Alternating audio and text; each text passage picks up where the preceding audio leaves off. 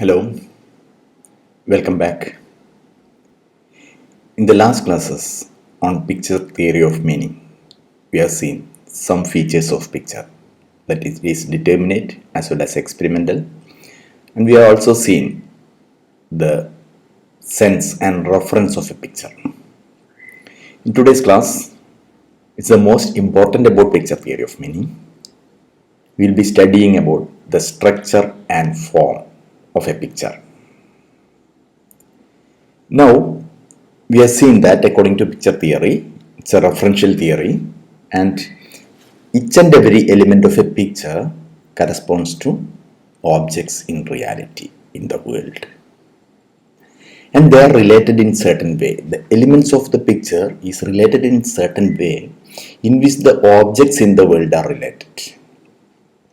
Now, if you draw the picture of a classroom, and in a classroom there are different elements like desks, benches, chair, table, green board or blackboard, students, teachers, all these things are there. They are related in certain fashion, certain way.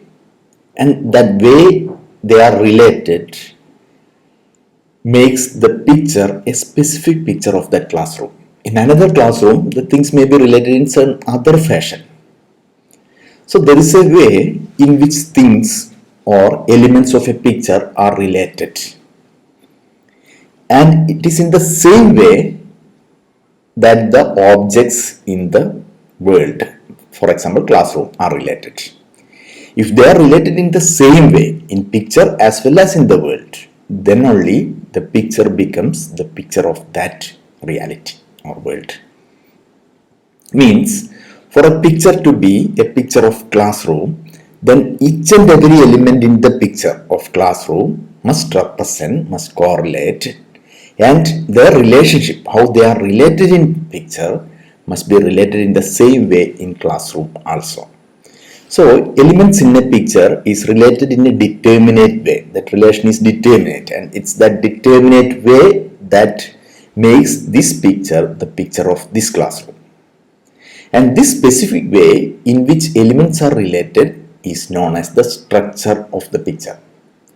Now, speaking about the elements are related, we can say that the bench, the first bench is behind the first desk, the second desk is behind the first bench, and so on. The teacher is standing near the board. So all these relationship, they are structural relationship, and the way in which, the specific way in which elements are related in the picture is known as the structure of the picture. Now, a picture is a possible picture of state of affair by virtue of the fact that they share the same structure. Now, for a picture to be a picture of a state of affair, they must share the same structure. If in the picture the bench and desk is related in certain way, that's the structure of the picture, and in the actual classroom, the state of affairs in the classroom, if the benches and desks are related in some other way, then this picture cannot be the picture of this classroom. So they must be sharing the same structure in order for the picture to be the picture of that state of affairs. Now, to restate, the structure is how things are related in picture. How things are related in picture. And what is form? Now, don't confuse about the structure and form you use in logic. We use in the same sense in logic, the structure of argument or form of argument. Here it's different. Okay, structure is how things are related. I think you are clear about that. Now, the possibility of structure is the pictorial form. Now, what makes it possible for the object to get related in certain way? It's a deeper understanding, and this cannot be explained also. You have to just intuitively know that thing, that the benches and desks in the picture are related in certain way. What makes this drawing possible? You can draw a triangle as well as a circle side by side, but you will not be able to draw a circular triangle. That's impossible. So there are possibility of drawing as well as impossibility of drawing. So what makes it the picture to be a possible picture, or how the elements, the possibility of the elements to be in relation, or the possibility of that structure is known as the form of that picture or pictorial form. Now, according to Wittgenstein, a picture cannot express the form of that picture. A picture cannot express the form. Rather, the pictorial form is displayed in the picture. Now, it is the pictorial form which, by being underneath the structure, makes the structure possible. Think about the self, the I. You can never bring the I into the world. Whatever you bring, whatever actions you do, whatever thing you think or do, everything is done by the self. But you cannot keep the self in front. You cannot keep the I in front. Because the self or the I is the possibility of action. And your existence is revealed through your action. Now, Wittgenstein somewhere in Tractatus itself say that if I write a book about the world I have seen, I will be describing my body, different part of my body and the world, objects I have seen in the world. But in that representation, in that book, there will not be an I, there will not be a self which is in the world. Self is always behind the world, and it is the self which sees the world. It's the self which make me to act, my body to act. So the self is always behind, and the pictorial form is, and your existence is revealed through your actions. In the same way, the structure is revealed, or the picture is revealed or displayed, or the pictorial form is displayed in the picture. It cannot express it. So that's the heart of picture theory of meaning. We can say that the pictorial form is the heart of picture theory of meaning. That it's the possibility, it's all possibilities put together. So it makes the structure possible. That's the pictorial form. Now, names, symbols and prepositions, pictures are arbitrary. They are external to the pictorial form. Now, one and the same form is not structure, not the what we use in logic, the structure. What makes the structure possible? And this possibility can be expressed using different names, symbols or pictures because they are arbitrary in nature. But the relationship is something fundamental to a picture. Fundamental to every picture, the possibility. And that possibility, as I told earlier, enables us to draw a circle by the side of a triangle, but we cannot draw a circular triangle. This is the possibility. So all the possibilities are within the pictorial form. And each and every picture is the expression of that possibility through structures. Whenever you express it, there is a structure. But all the structural possibilities are within the pictorial form. So the pictorial form is that fundamental to the picture theory of meaning. And a picture cannot be a picture of itself. It represents the subject from outside. This is another important aspect. No picture can draw a picture of itself. Now, I cannot know myself. It's the same way. See, the moment I am trying to know myself, the self which is known is the object and the knowing self becomes the subject. So, I evade. So, when I try to know myself, the knowledge about myself is my object and I become the subject who is behind. And Wittgenstein somewhere again says that related to this statement, a picture cannot be a picture of itself. Related to this, he says that an eye cannot be in the visual field of eye. Whatever you see through the eye can be anything other than the eye. You may be able to see the eye in the mirror, but you are seeing the image of eye. And eye is the limit of the visual field of eye. So if you put the eye in the visual field of eye, that's impossible because The visual field of eye starts from the end of the eye, the front end of the eye. So the vision makes us possible to know the existence of eye. We are not able to see our eye. We are able to know that we have got eye, eye, because there is a vision. So the eye is inferred rather than directly apprehended, inferred rather than directly experienced. In the same way, the pictorial form is something behind, and no picture can be a picture of itself. So it represents the subject from outside. A picture is always outside of its subject. A picture in the classroom cannot represent the picture of itself. It ends in infinite regress. So what happens is that if you take a picture of a classroom in a classroom, then in that picture, if I am the teacher and holding that picture of the classroom, then that classroom includes that picture also. Then in the teacher's hand in that picture, I have to draw another picture of classroom. So again, inside that another, then it goes up to infinity. So a picture can never represent its reality from within that picture. It always represents it from outside.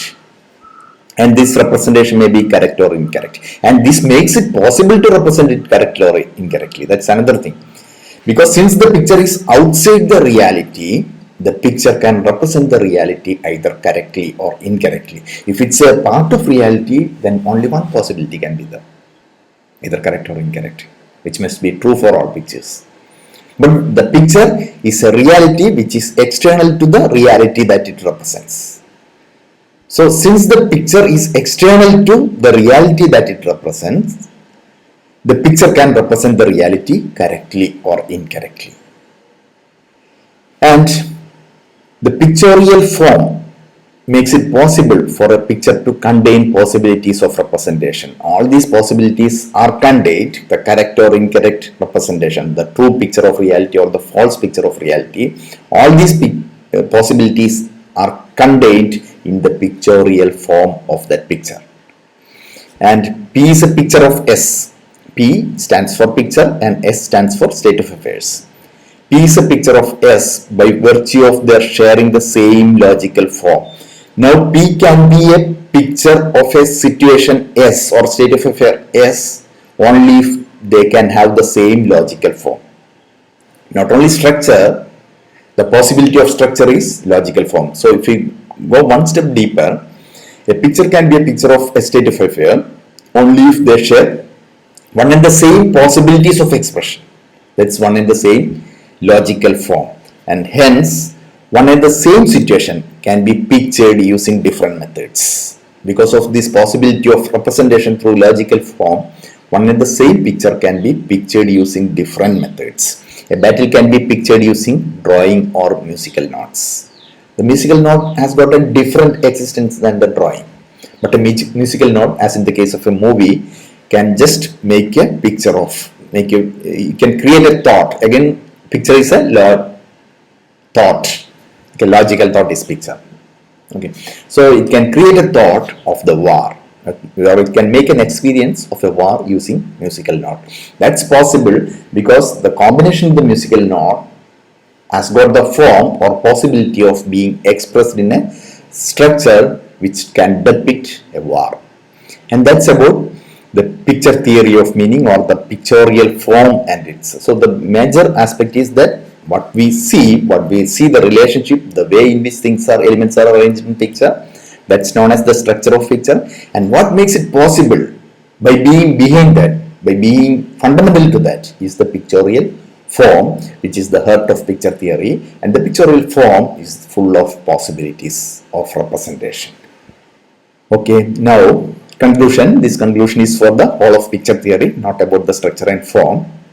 We can say that picture theory relies on the isomorphism of thought, language and reality. We have already seen that we understand the world through our thought, and for thought we require language.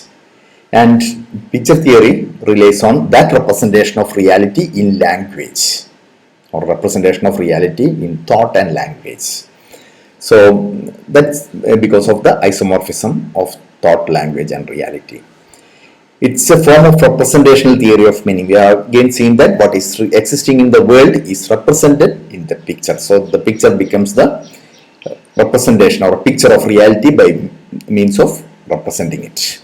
It upholds one-to-one correspondence between words in proposition and the objects in the world. There is a determinate way. They are related in a determinate way. The elements of proposition and the or words of proposition or elements of picture with the objects in the world. It's a one-to-one correspondence. And this leads to the rigid notion of meaning in respect of words and propositions. This is one of the most important aspects as far as the picture theory of meaning is concerned. The picture or the, again, picture can be a proposition also. A proposition is picture of reality. Now, a proposition must have a rigid meaning because each and every element of the proposition relates to the reality in a determinate way. So there is no way in which there is a flexibility for the meaning of a proposition. The meaning of a proposition is rigid. And this has been criticized by Wittgenstein. Later, Wittgenstein himself questioned the rigidity of meaning and proposed the use theory of meaning that we will be studying in later Wittgenstein, that how use theory of meaning emerged by criticizing the picture theory of meaning or the rigid notion of meaning. And however, the picture theory of meaning contributed much to the ideal language philosophy and the logical positivist movement. This we have already seen.